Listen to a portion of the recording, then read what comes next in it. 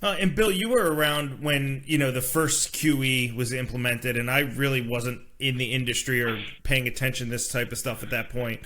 Wasn't QE1 really sold as like, hey, this is going to be a one and done, and, this is not going to represent future policy going forward. And the intent from the beginning was always, we're going to do this now, but then we're going to unwind it.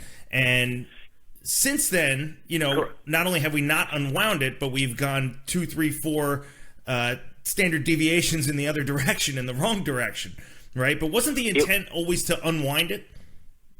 Correct. This was meant to be a temporary measure. You noted that you said QE1. We had QE1, didn't do enough. QE2 didn't do enough. We had a twist where they,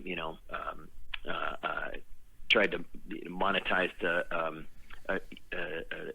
sold the short end of the curve, bought the long end of the curve, and then they had QE3. Then the Europeans joined in, and the Bank of Japan got very serious, and so the collective amount of it around the world ignited the markets, and away we went.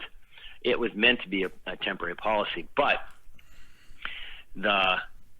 once you get to the point where you have to do that and you start doing it, there's basically no exiting it.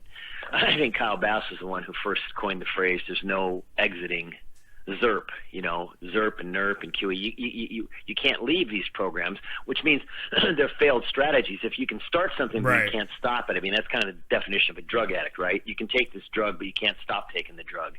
That's kind of where we are. It's not perceived that way, but... that's what I was going to ask.